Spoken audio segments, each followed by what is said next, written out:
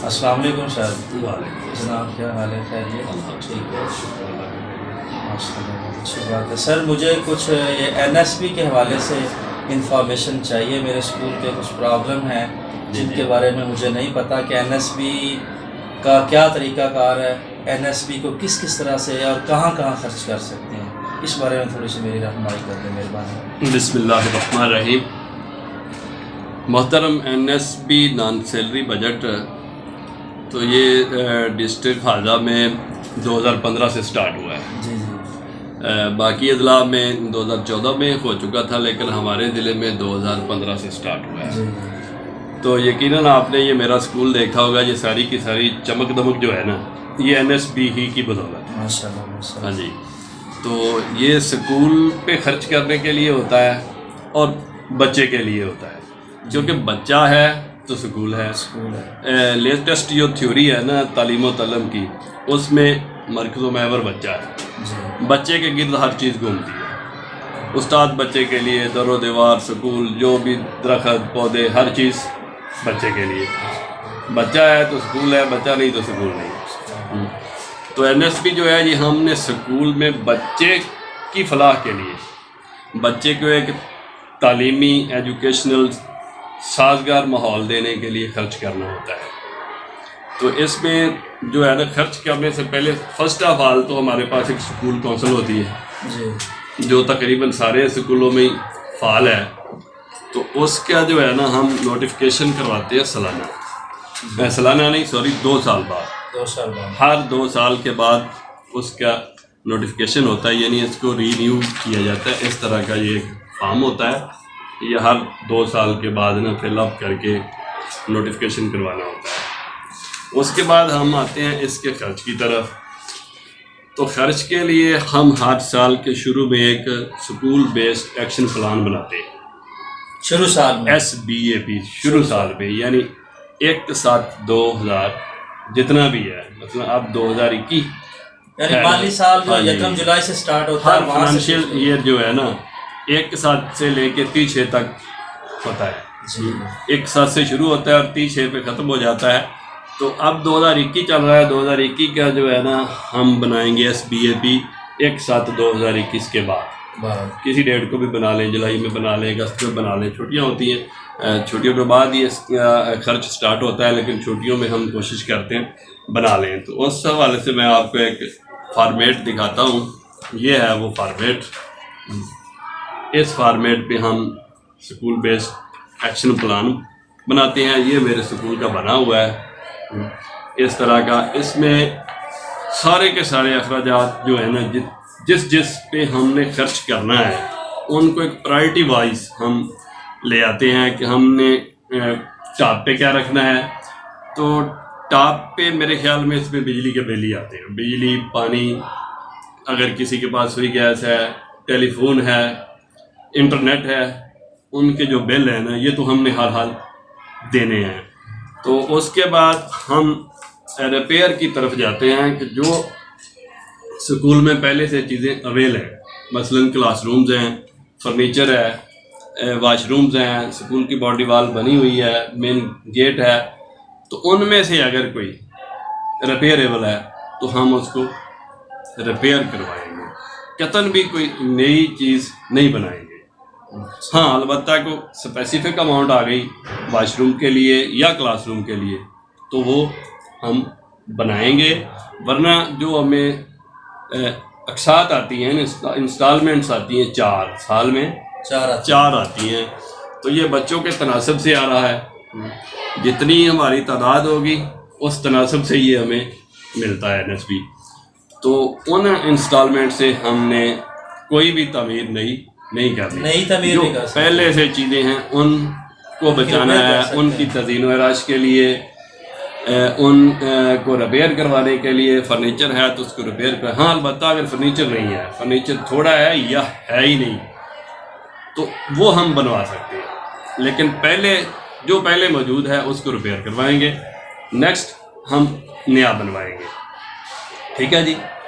تو اگر کچھ ایسے سکول میں نے دیکھے ہیں، جیسا کہ ہماری تحصیل میں بھی چند ایک سکول ہیں جن کے پاس بالکل بلڈنگ نہیں ہے، کلاس روم نہیں ہے، چار دیواری بھی نہیں ہے، باؤنڈری وال نہیں ہے، جی بلڈنگ نہیں ہے، سکول ایک میدان میں ہے، این ایس پی آ گیا ہے، تو وہاں پہ جو ہے نا این ایس پی سے پرانی تو کوئی چیز ہے نہیں جس کو ہم نے ریپیئر کروانا ہے یا بلڈنگ کو وائٹ واش کروانا ہے، تو وہاں ہم کلاس روم بنا سکتے ہیں، لیکن اسکول کونسل کی اپروول سے اور اپنی جو اتھارٹی ہے تحصیل لیول پہ ڈپٹی صاحب ان سے پرمیشن لے کے. تو این ایس پی جو ہے یہ ہم نے اسکول کونسل کی اپروول کے بغیر خرچ نہیں کرنا. ٹھیک ہے، اسکول بیسڈ ایکشن پلان ہم نے بنا لیا، اس کے بعد جو ہماری ٹاپ پرائرٹی ہے اس کے لیے ہم ایک ایجنڈا تیار کریں گے، پھر ہم کسی جو ہے نا ٹیکس پیئر فرم اور فائلر اس سے لیں گے، ہم اس کا تخمینہ اندازہ لیں گے، وہ ہمیں ایک اندازہ لگا کے دیں گے کہ یہ کام آپ کا اتنے میں ہو، تو وہ ہم اسکول کونسل کے سامنے رکھیں گے، پھر جا کے اسکول کونسل ہمیں منظوری دے گی، منظوری کے بعد پھر نیکسٹ ہم جو ہے نا اگلا پروسیس کریں گے. بہت بہت شکریہ سر، آپ نے مجھے اچھے انداز میں گائیڈ کیا. اور اچھا سر، یہ ایک اور کویسچن ہے، کیا ہم یہ این ایس بی سے اپنے اسکول میں سویپر رکھ سکتے ہیں؟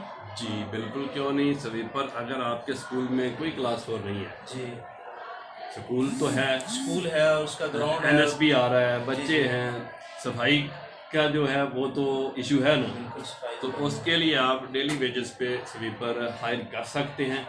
2500 روپیہ منتھلی جو ہے نا ہم اس کو دے سکتے ہیں، اس سے زیادہ نہیں، اس سے زیادہ. اچھا، اور کیا اسکول میں اگر ہمارا اسٹاف کم ہے تو کیا کوئی ٹیچر بھی ہائر کر سکتے ہیں؟ جی بالکل، ٹیچر ہائر کر سکتے ہیں اگر آپ کا اسٹاف کم ہے. ایس ٹی آر کی بابت دیکھنا ہے اسٹاف کو، ایس ٹی آر کے حوالے سے فی ٹیچر 40 بچے، یہ تو پتہ ہے نا آپ کو. جی جی جی ہاں، اس طرح اگر اس تناسب سے اسٹاف آپ کا کم ہے تو پھر آپ ٹیچر ہائر کر سکتے ہیں، اور میٹرک جس کی تعلیم ہے اس کو ہم 5000 پہ ہائر کر سکتے ہیں. یہ میٹرک لوگ بھی ہائر کر سکتے ہیں؟ میٹرک والا بھی آ سکتا ہے، اور ایف ایس سی ہے تو وہ 7000 پہ ہائر کر سکتے ہیں. ٹھیک ہے.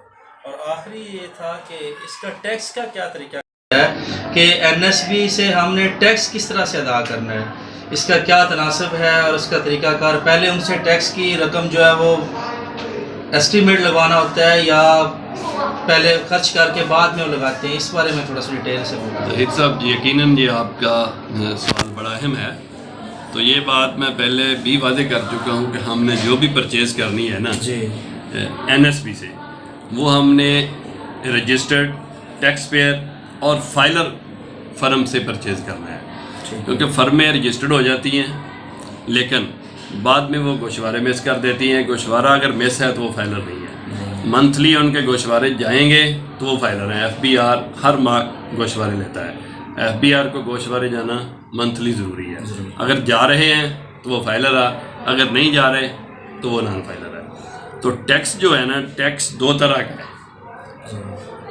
جی ایس ٹی ہے، جنرل سیلز ٹیکس، جو فیڈرل گورنمنٹ کو جاتا ہے ہر پرچیز پہ، تو اس کو، اور دوسرا جو ہے اس کا انکم ٹیکس ہے. جی ایس ٹی تو 17% ہی رہے گا. انکم ٹیکس جو ہے یہ فائلر کے لیے 4.5% ہے اور نان فائلر کے لیے 6.5% ہے. اگر ہم خدا نخواستہ نان فائلر کے پاس جائیں گے تو ہمیں 6.5% دینا پڑے گا، اور فائلر کے پاس جائیں گے تو وہاں پہ وہ 4.5% ہے. تو یہ انکم ٹیکس ہے پرچیز پہ. ٹھیک ہے. اور دوسرا سروسز ہیں، خدمات. اگر ہم کسی سے کوئی لیبر وغیرہ لیتے ہیں تو لیبر پہ آئے گا ہمارا P S T, Punjab sales tax, جو پنجاب گورنمنٹ کو جاتا ہے، وہ ہے 16%. اور انکم ٹیکس بھی اس پہ زیادہ ہے. فائلر کے لیے 10% ہے اور نان فائلر کے لیے 15% ہے. اگر ہم فائلر سے وہ کام کروائیں گے تو 10% دینا پڑے گا.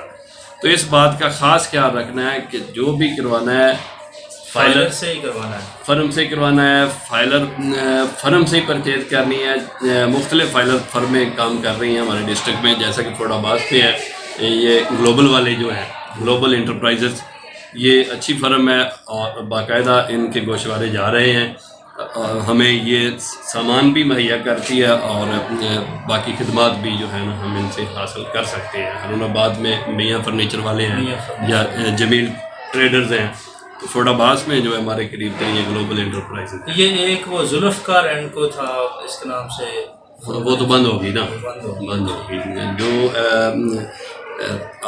فائلر نہیں رہا وہ بعد میں بند ہو جاتا ہے. جس کے گوشوارے نہیں جا رہے وہ آخرکار بند تو ہونا ہے. پھر اس نے جو گوشوارے دیتی رہے گی، ٹیکس پے کرتی رہے گی، وہ فائلر. اوکے سر، بہت بہت شکریہ سر، بہت بہت آپ نے میری رہنمائی کی، بہت بہت شکریہ جناب.